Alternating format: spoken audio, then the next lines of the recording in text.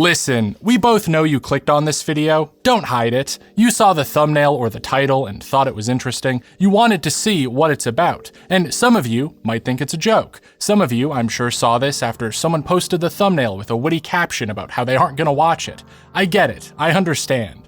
But I just want to say right now, this is serious. And if you give me just a few minutes of your time, I'll explain why. This topic, which I'll avoid saying the name of for a few more seconds so I don't get demonetized, is incredibly popular. It's a subset of anime and manga and Japanese media in general that millions of people around the world watch and read. It's one of the most popular forms of adult entertainment. So much so that in a previous video about adult animation, most of you thought I was talking about it. And through the internet and word of mouth, most likely everyone watching this has at least heard the term before. Yet despite all that, we know nothing about hentai.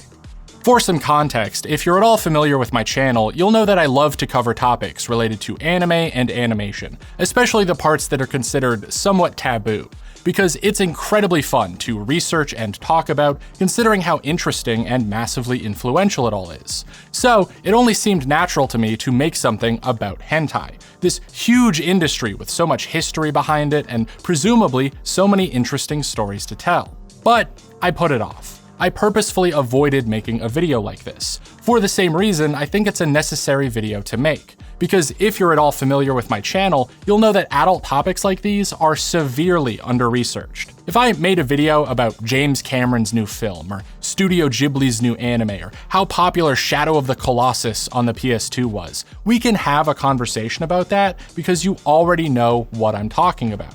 And if you don't, it's just a Google search away. Hentai though? Despite being the #1 search term on every porn site for the last half a decade, and one of the most well-known words to come out of Japan period, just behind anime itself, I doubt most people could even name a studio. Most people don't even know what the word means in Japanese. So if you wanted to look into individual creators or animation directors or how the industry works, forget it. There are thousands of people busting their ass to make hundreds of animated works that are viewed by millions in an industry pretty much everyone is aware of, and we hardly know anything about them. Now, I'm already someone who strongly believes that we should be having serious conversations about adult topics, because there are so many interesting stories we can learn and connections we can make. But if we ever hope to do that, we need to at least learn the most basic information available. We need to get to a level of understanding that most other industries operate at by default. And that's what I want this video to do. Consider it an introductory lesson on the history of hentai. But first, I do need to mention a couple things. Number one, this is actually the first of 2 videos. Originally it was going to be one big thing, but it got so large that I had to split it up, which I think still works well because this history I'm talking about has 2 distinct parts with different stories I want to tell. So if that second video is out, you'll be able to watch it here. If not, I'm working on it. Number 2, making videos like this is even more difficult than usual because there's a good chance they get demonetized. So this video will be heavily censored for YouTube. If you want the fully uncut version, go check that out on my Patreon for only $1. I'll leave a link to it in the description as well as a message saying if this video still has ads or not. And number 3, do you want to get in the Yeah, that's right. Have you ever thought about some until you maybe your until you Well, lucky for you, you can, with the help of today's sponsor, Adam and Eve. Adam and Eve is the nation's largest seller of adult toys, with over 20 million customers with their products worldwide. They've been in the business for over 50 years, selling everything from to and don't forget my favorite, the I personally love using Adam and Eve products to So if you want to Adam and Eve has you covered. With discreet shipping, 24/7 customer service, and a 90-day hassle-free return policy, you don't have to feel guilty about it. Plus, 20% of their profits go towards fighting the spread of HIV around the world. Go check them out at adamandeve.com and use code LEX50 at checkout to get 50% off one item, free shipping to the US and Canada, and free rush processing. That's code LEX50 at checkout to get 50% off one item, free shipping to the US and Canada, and free rush processing.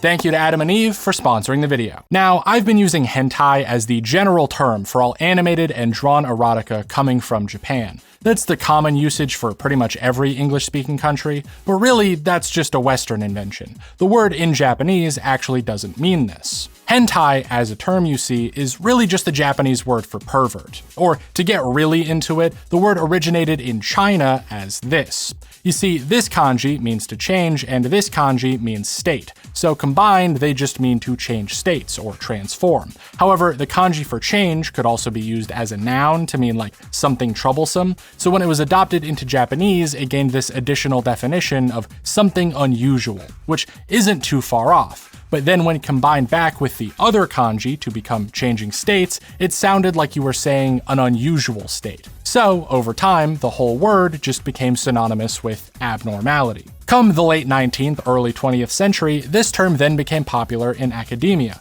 with journals like Hentai Shinri or Abnormal Psychology. The modern definition, linking it to sex, is believed to actually come from a German book, Psychopathias Sexualis, from Richard von Krafft-Ebing. This being the book that coined the terms sadism and masochism, so it's pretty famous. And in Japan, the title was translated as Hentai Seiyoku Shinrigaku, the psychology of abnormal sexual desires, with hentai's definition of abnormal now being something closer to perverse. Especially when Psychopathias Sexualis was used as the basis for popular Japanese works, like Vita Sexualis by Mori Ogai, a piece of erotic fiction depicting the life of the author in a military academy where all the older, more masculine boys had relationships with the younger ones. Fun fact, this book was actually considered somewhat famous for its commentary on Japanese masculinity at the time, and not so fun fact, it got the magazine it was published in banned from sale by the government. But you see, the 19th century Meiji era was the time where Japan opened itself up to the world after a long isolation,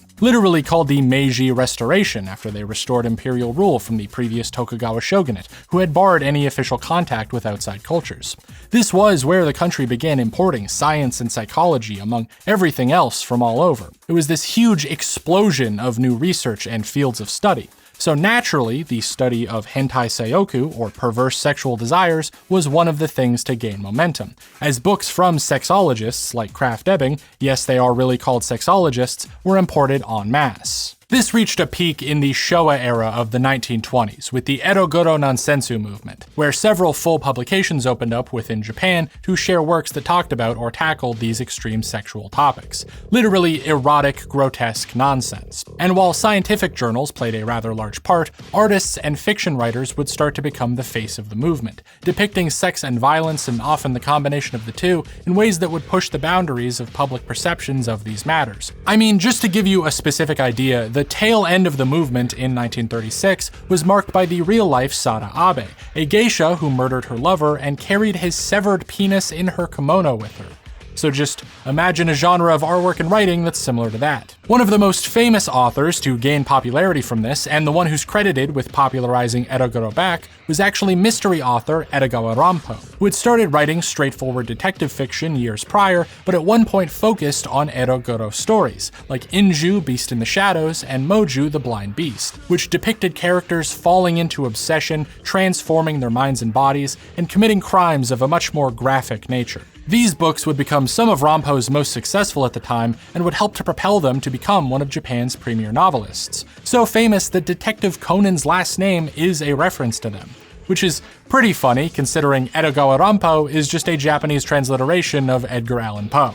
And to get back around to the reason I bring this up, those Ero Guro science journals I mentioned did grow in popularity with everything else. With Japan's literacy rate being higher than ever, more people were able to enjoy reading scholarly papers, which meant the journals could cater to this broad audience with more accessible topics. And like the fiction they were published alongside, they would push the envelope, studying and dissecting specific fetishes and grotesque cultural topics that were considered unique to Japan, like seppuku, or the less talked about shinju, the concept of lovers committing suicide together, which, as a psychological topic that was considered both sexual and deviant, was labeled hentai. You can very easily see how the Ero Guro movement would popularize hentai as a term and concept, and founded somewhat of a connection between it and the fictionalized art and writing that was becoming popular. Because remember, hentai just means perverse, something that most Ero Guro creators and readers of this time would essentially self-identify as. As sociologist Mark McClelland partially quotes from Cartographies of Desire, despite the fact that hentai, perverse, was often invoked as the opposite of jotai, normal, it was perversion, not normality, that was obsessively enumerated in popular sexology texts, thus giving the impression not only that perversion was ubiquitous, but that the connotations of the term were not entirely negative. So, something I find interesting that I want to bring up is that this self-identification as hentai was not just pushed because of sex and shock value for the sake of it, nor was it contained to any specific morbid curiosity or self-pleasure. This is a movement that has been strongly theorized to have been born out of Japan's frustrations with this massive, frantic modernization they were going through at the turn of the century, and as such, has a surprising connection with politics. You see, the censorship that Ero Guro publications faced was quite brutal. The main way in which books of all kinds were banned in Japan in the 20s and 30s was via the Home Ministry's newspaper law of 1909, a revision of several older laws enacted by a conservative government against rising leftist movements that gave them the power to shut down publications and confiscate works that were deemed offensive, both to public morality or the government. Now, Ero Guro was not strictly political. In fact, it can be argued that it started off completely detached from that. But the law and the police forces being wielded against them certainly was, which, even if there wasn't an explicit connection before, certainly created one in the eyes of many. Because, as we all know, stopping people from sharing ideas is the quickest way to get them to team up and share even more. In fact, from 1923 to 1936, the number of books published yearly in Japan increased from 10,000 to 30,000. They were literally publishing so much that one of the most popular ways to escape censorship was to sell books in underground buying clubs that would simply sell out before the Japanese authorities could confiscate them. Political writings at this time were often mixed in with erotic grotesqueness. Ero Guro often used political exploitation as a theme, and both had a very obvious focus on criticizing and working against the censorship that they were all facing. One of the most popular magazines at the time, Goro Tezuka, was actually edited by radical activist Umaharu Hokame, and it famously released a segment simply titled A Bibliography of Contemporary Banned Books, to catalog all of the material that got taken off the shelves. But really, if you need any further proof of this connection, Takehiro Tachibana, a former Japanese government censor himself, wrote in his memoirs that the present day is a period of the three Ros: Ero, Guro, and Poro. Erotic, grotesque, and proletarian.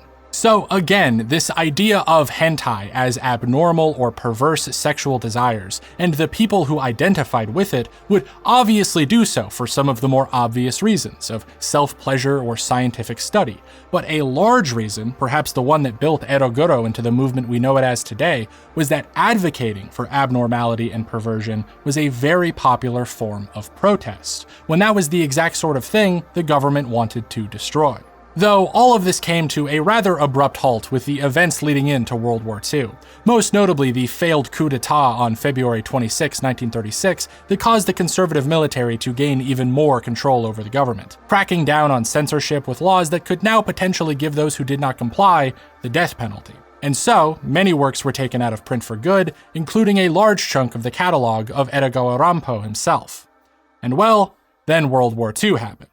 Let's get back onto the topic of sex though, because I should make it very clear that this cultural fascination with sex does not start with the Meiji. Actually, as far back as the Heian era, 1,000 years earlier, Japanese workers and nobles and everyone in between began reading and admiring hand scrolls. These big slips of paper with artwork or text painted on them, typically used as pamphlets containing information or just pretty paintings carried around as a good luck charm. These gained popularity into the Edo period as Japan's literacy rate grew, and a specific type of scroll that was around since the beginning was Shunga. Coming from spring pictures, the word for spring being a euphemism for sex, Shunga was an art form that featured, well, exactly that. Both depictions of sex as paintings or drawings, or very commonly informational pamphlets giving sex education. And with the invention of woodblock printing, which allowed artwork to be mass-produced, and the ukiyo-e art form that came with it, Shunga found its way everywhere. At the height of its popularity, most homes able to afford and read woodblock prints would have some shunga lying around, if not on their person. Men and women of almost any social or financial class would read it at their leisure,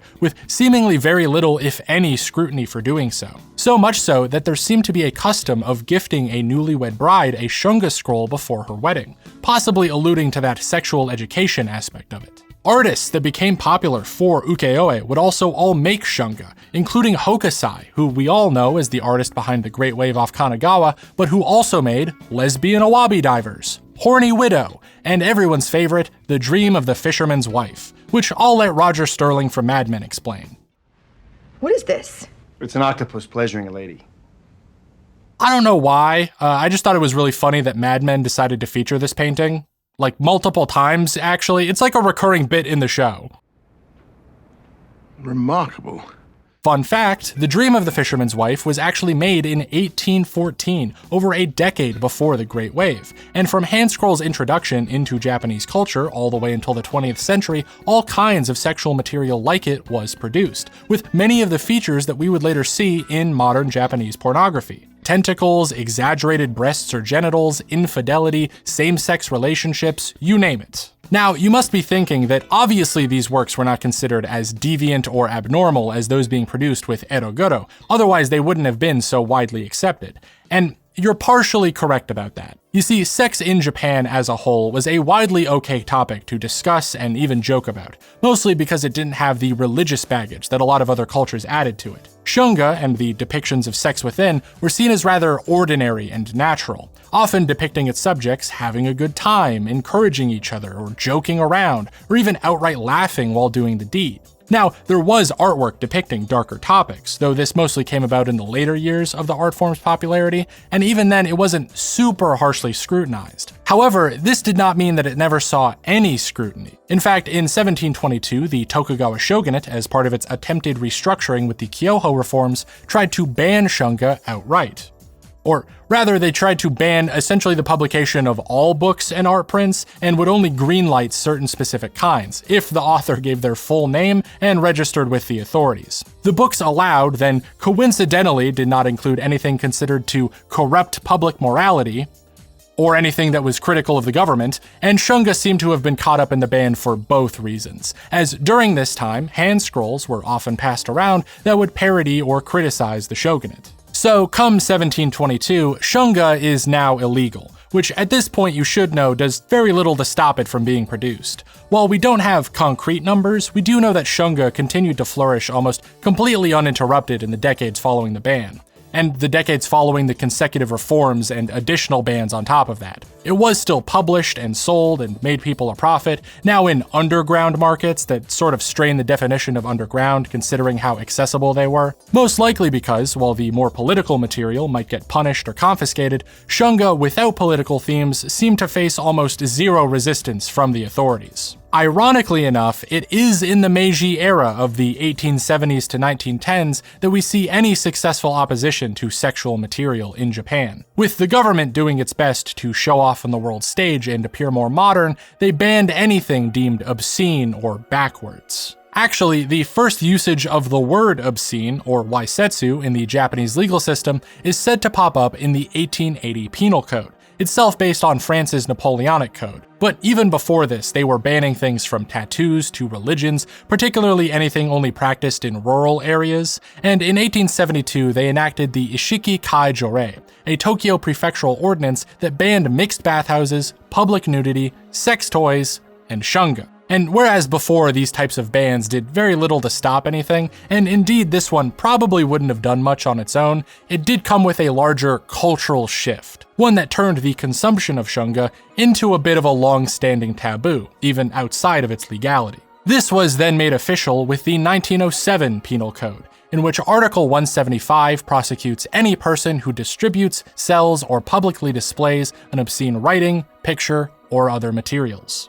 So ultimately, shunga is one of the defining forefathers of sexual artwork and material in Japan, something that was seen as an almost universally accepted art form that only later became retroactively taboo as the country moved into this rapid modernization. Which means not only is it an early example of hentai, as we understand it to mean sexy Japanese art, but also hentai, that which was considered sexually deviant. And its banning and public shunning, in combination with the wide array of material about sex coming in from other countries, is what would almost single-handedly set the stage for Ero Guro Nansensu in the 1920s.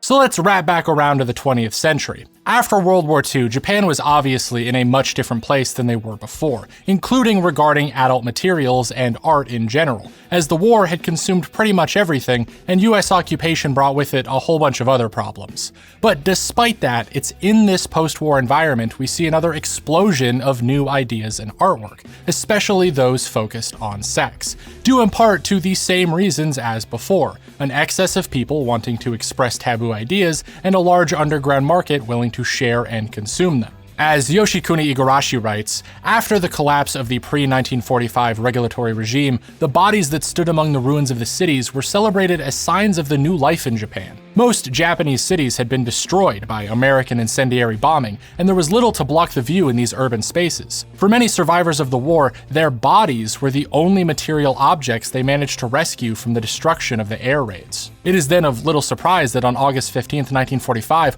ordinary citizens celebrated the end of the war as the liberation of their bodies. Black markets that appeared in the ruins of the cities became privileged sites for such celebrations, places where many contemporary Japanese writers discovered the raw, erotic energy of Japanese bodies. That's from a book called Bodies of Memory, by the way, which, fun fact, uses the word body or bodies over 500 times in less than 300 pages.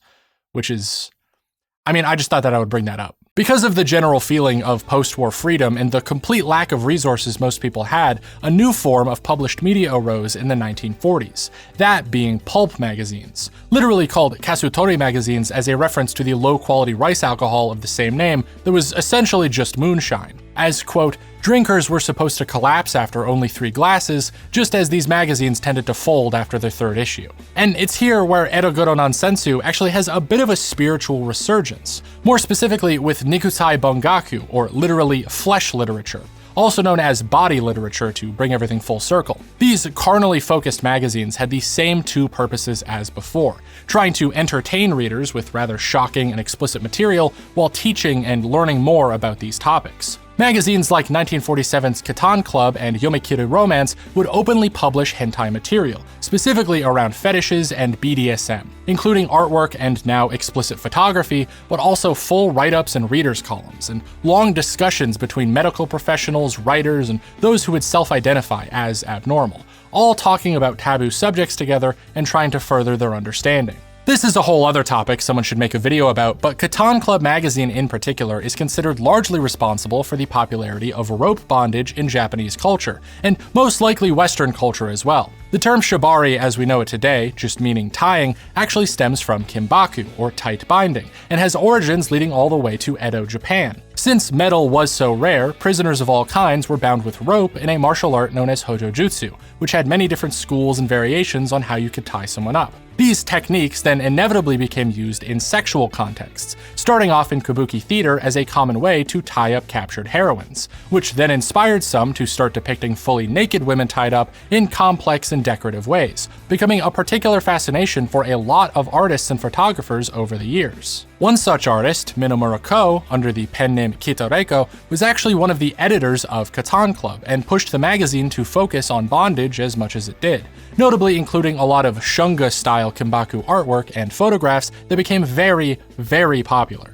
But you see, while Kitoreko was drawing fetish material for adult magazines, that same year another up-and-coming artist would put out a comic for younger audiences, that comic being New Treasure Island, and the author being Osamu Tezuka. Now, I have an entire video on the influence of Tezuka here, and specifically how they shaped artwork in Japan in a more adult way, and how they themselves drew inspiration from Western animation. So thankfully, I don't have to repeat all of that. But their influence on art in general is perhaps more important here.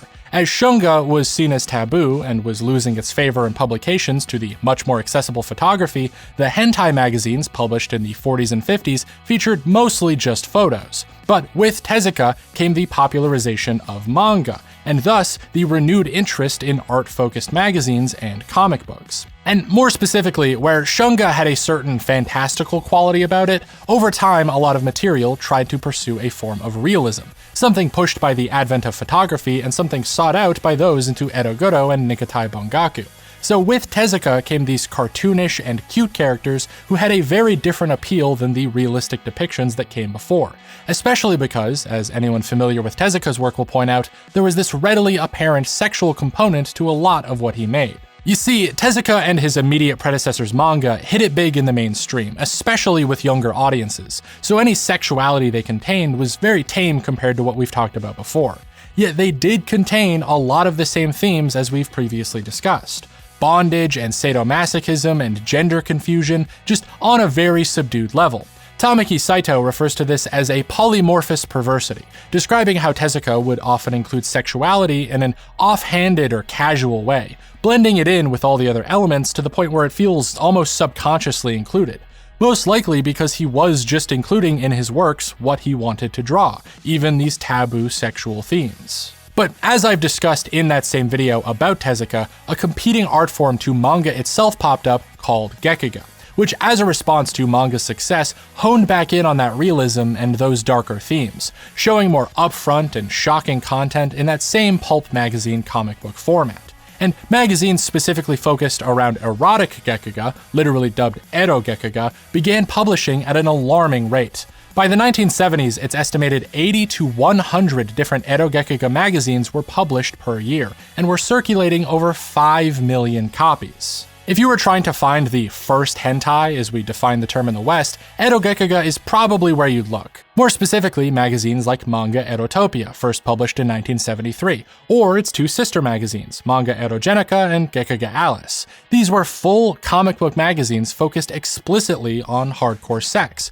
drawn in the style that we now associate with Japanese manga, though at the time they were another thing entirely. But if you were trying to find the first hentai at all, I'd hope the video up to this point makes it clear just how pointless that would be. Anyway, where Tezuka's works might tease the idea of cross-dressing or BDSM or stir the imaginations of the people reading, Ero Gekiga just bluntly showed it to you in graphic detail, which kept it much more underground, but let it continue to push those boundaries, as Tezuka was very tightly constrained by publishing guidelines and parent-teacher groups protesting his more suggestive works. Despite Gekiga being a largely, fuck Tezuka, this shit isn't for kids movement, it did have a very symbiotic relationship with the man. This way that manga would introduce some theme to the mainstream, which might entice people to pursue things like Gekiga to further satisfy them, which would then keep them reading comics as a whole. And this idea of introducing and educating about certain topics was something Tezuka himself picked up on, even creating the series Marvelous Melmo to be a form of sex education.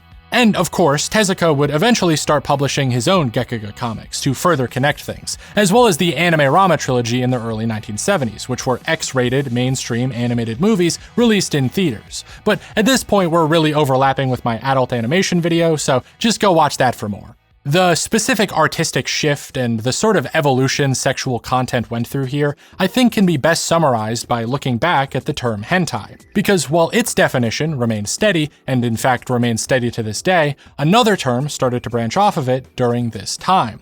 That being ecchi. The exact origins of the term are a bit contested, though the largely accepted story is that since post-war Japan had a lot more English influence, the word hentai began to be written out in Romaji, the Roman alphabet. And somewhere along the way, the first letter of the word, H, began to be used as a shorthand to refer to things that were sexual. The first recording of the word being an article in 1952 mentioning a woman saying, "Ara ecchi, or hey that's lewd, to a groper in public.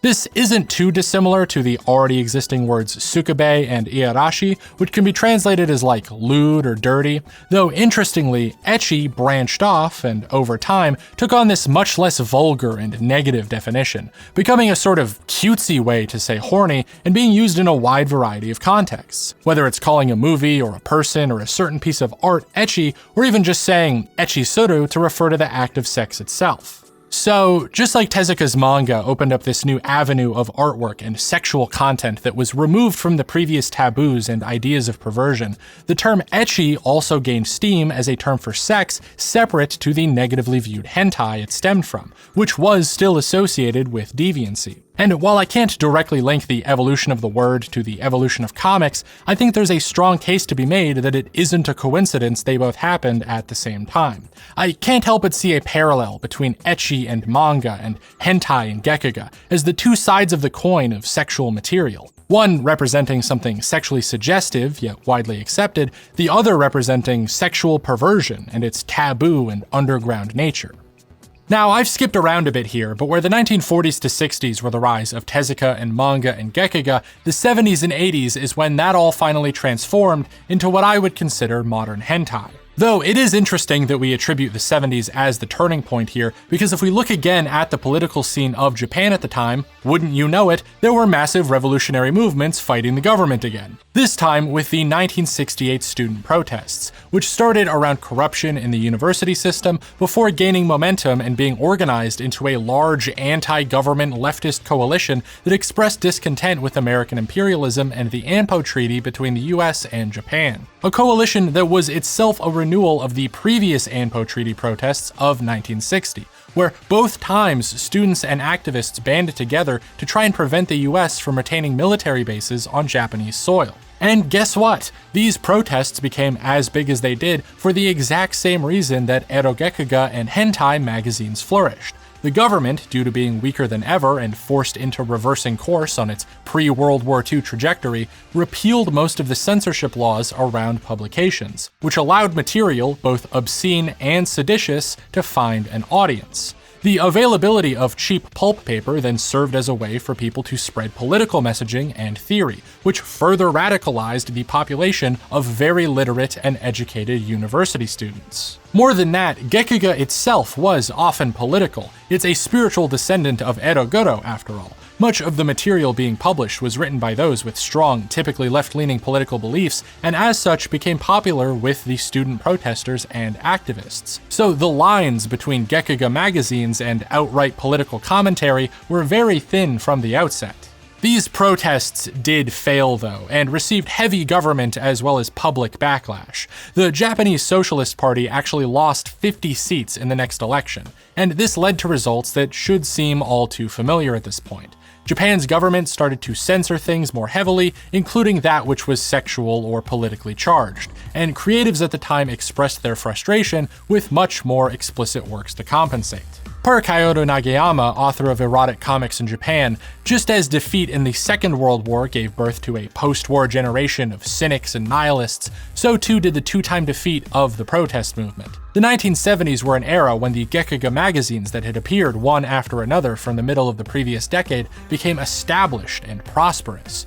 Naturally, erotic expression also further advanced. To expand a bit on the censorship aspect though, you remember that penal code of 1907? Well, it turns out that's still around, and is actually still active in Japan to this day, just radically changed over the years. One example of that change being Article 175, which made obscene material illegal. The article itself was never rewritten as far as I'm aware, however the definition of obscene in the penal code is, funnily enough, completely undefined, leaving that up to the Supreme Court to decide, which it very much did in March 13th of 1957, half a century later, when one Seito was prosecuted for a translation of Lady Chatterley's Lover, an English erotic fiction book that has been at the center of major obscenity trials in the UK, Canada, Australia, the United States, and India, and very much lost its case in Japan, where, when asked to define obscene so that the book could be classified as such, the judge said that it, quote, refers to a writing, picture, and everything else which tends to stimulate and excite sexual desire, or satisfy the same, and consequently, to be an obscene matter, it must be such that it causes man to engender feeling of shame and loathsomeness. What the fuck does that mean? Something is obscene if it makes you feel shame? Is that not just anything you don't like? I'd say this is a gross misapplication of the law, but honestly it's not even as bad as America's definition of obscene, where the judge simply said, "I know it when I see it."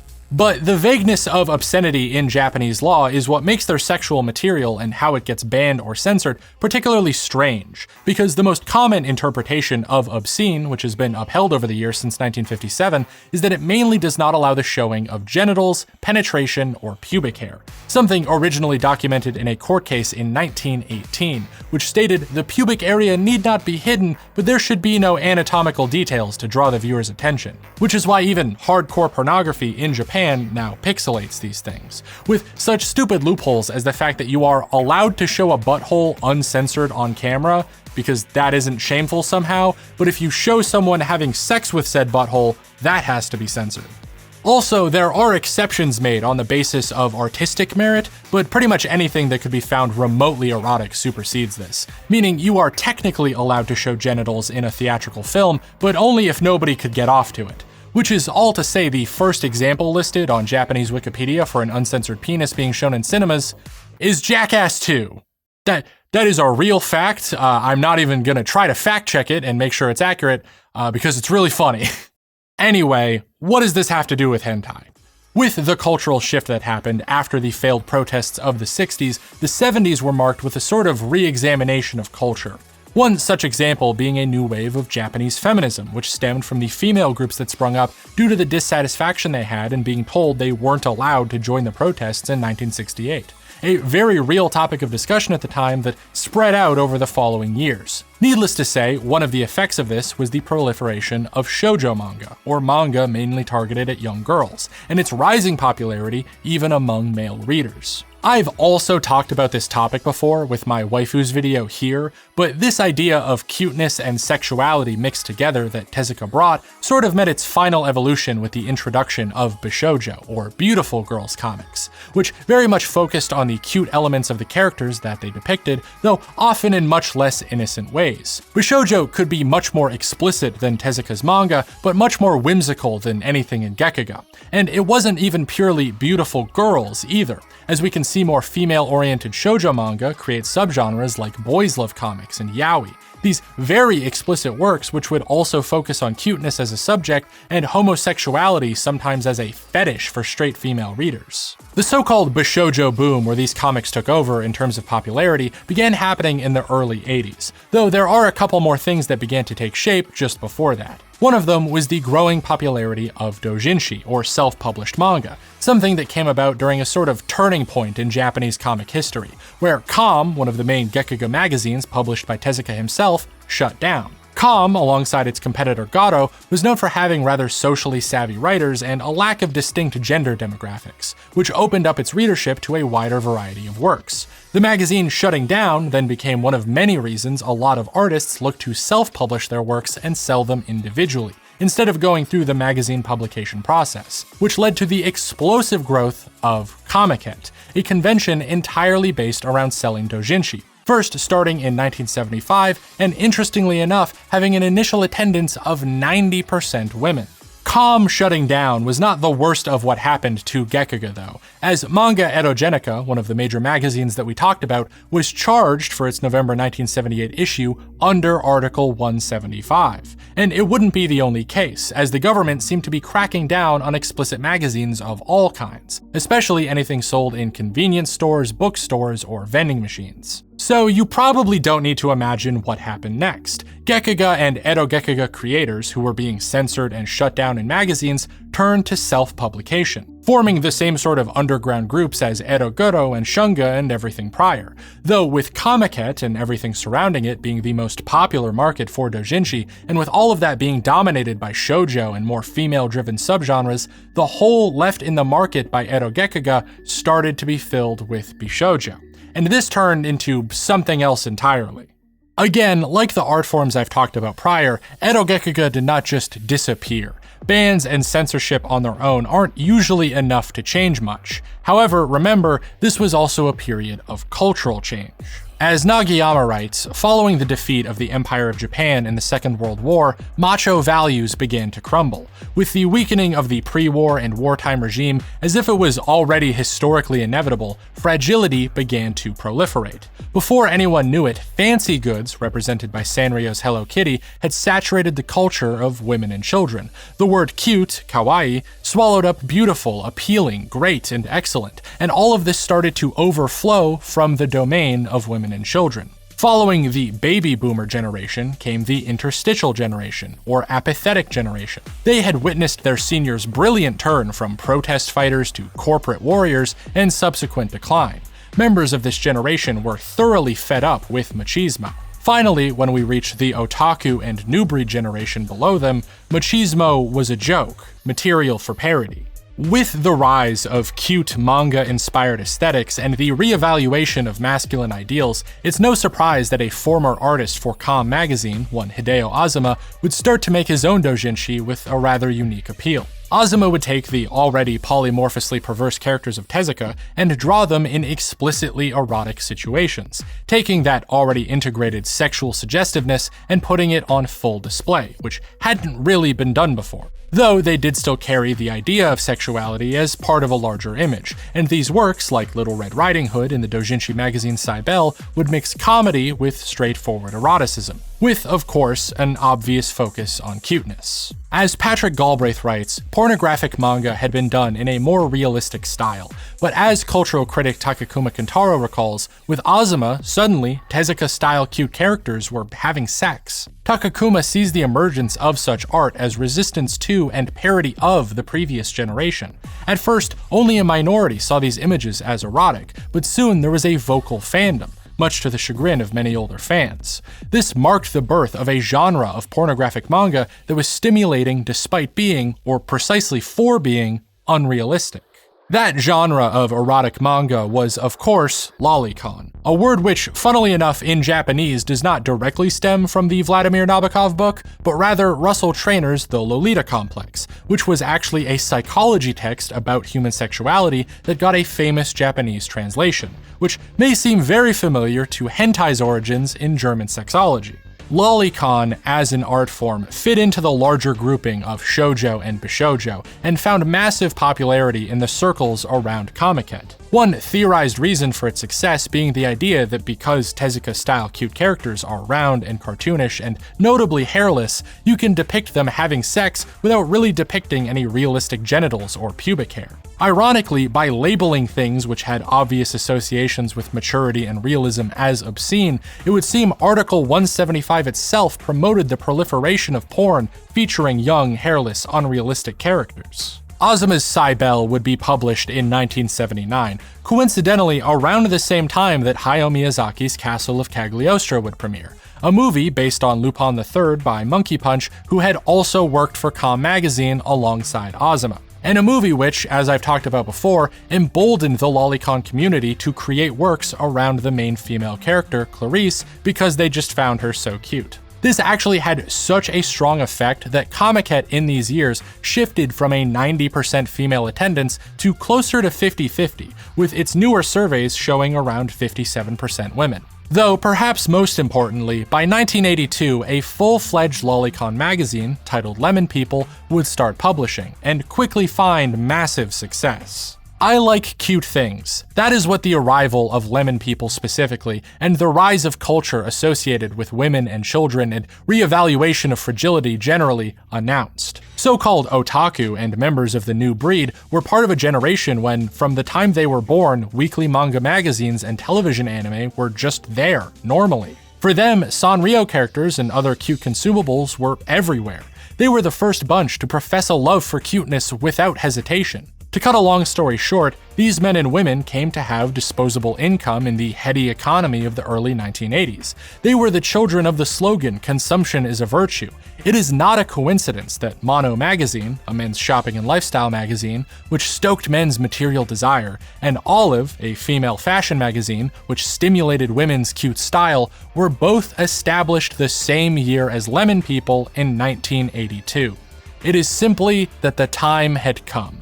I mean, I couldn't put it better myself. The time of lolicon was upon us, and the Bishojo boom I talked about was also the lolicon boom. Bolstered by Japan's consumerism under the bubble economy, and by a generation that grew up seeing cute Tezuka-style characters, this boom would directly lead to the culture we see in Japan around anime and manga today, especially around erotic material. After all, in 1984, what is often considered the very first animated hentai, or more accurately the first erotic original video animation, would come out, and it would be called Lolita anime, a part of a series of OVAs based on works published in Lemon People, one that would push the doors wide open for animated pornography of all kinds to take over.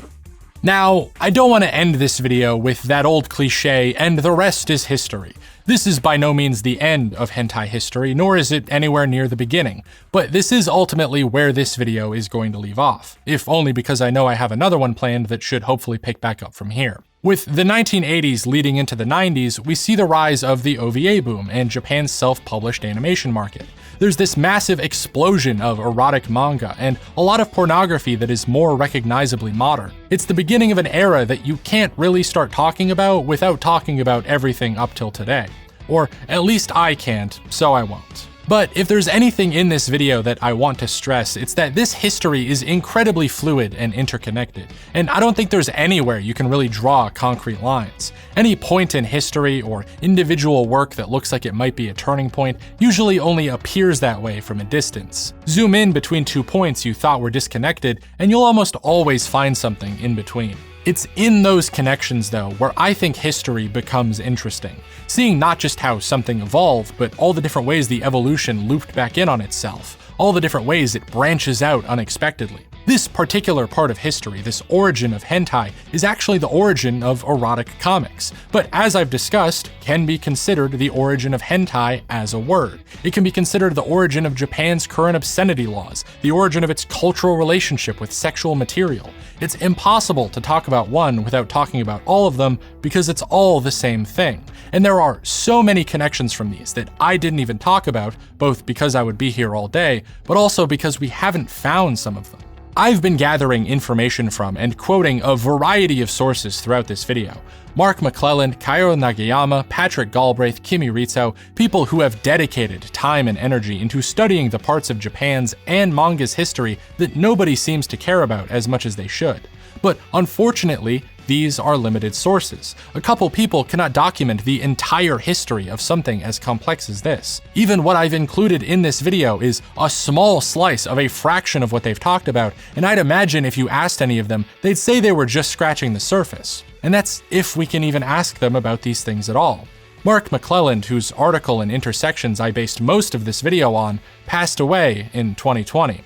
It's already unfortunate that this is such a niche topic carried by so few people with such little recognition, but to imagine that it might become more niche or be carried by even less people, it's hard to think about. But unfortunately, this is a taboo topic. It's not something people consider researching or studying or documenting because we devalue sexual material so much. We don't think of it as something worth looking at seriously. I laughed at it before, but a lot of this genuinely does engender feeling of shame and loathsomeness in people, to the point that we'd rather ban it altogether than dare to think that someone might want to document it, to think that it might be important. Here's a final fun fact. Erotic artwork in Japan saw the biggest periods of growth and evolution during periods of its most radical progressive thought, both during times where there was free and open exchanges of ideas and art without consequence, or especially when there was active opposition to censorial governments. Whether it's Gekiga or Ero Guro Nansensu or even Shunga and lolicon, we can see hentai through its literal usage as a term meaning abnormal sexuality, used to highlight and commentate on and learn about cultural taboos through sometimes disturbing imagery. You really cannot argue that this material wasn't used for self-pleasure of any kind, but I think arguing that it was only used for pleasure that is perverse or deviant and thus should be eliminated is exactly what these movements have been fighting against. And it's exactly why those that want it gone have worked so hard to try and separate this erotic material from any form of politics or commentary it might have. This is not the first video I've ended with the message that we should take erotic material more seriously and do more to document it, but it also definitely won't be the last. Because until something actually changes, what more can I say about this topic? How much more do I have to hammer the point home? All I can really do is hope that you learn something and spread that knowledge and help other people learn the same. But even I am just one person, uploading videos to a platform that loves to censor them to an online community who has seemingly been all but conditioned into disliking this sort of thing. After all, you saw the thumbnail or the title and thought it was interesting. You wanted to see what it's about. And some of you probably thought it was a joke. Some of you, I'm sure, might have seen someone post it online with a witty caption about how they didn't watch it. I get it, I understand, but if that's the way things are destined to be, then we will continue to know nothing about hentai.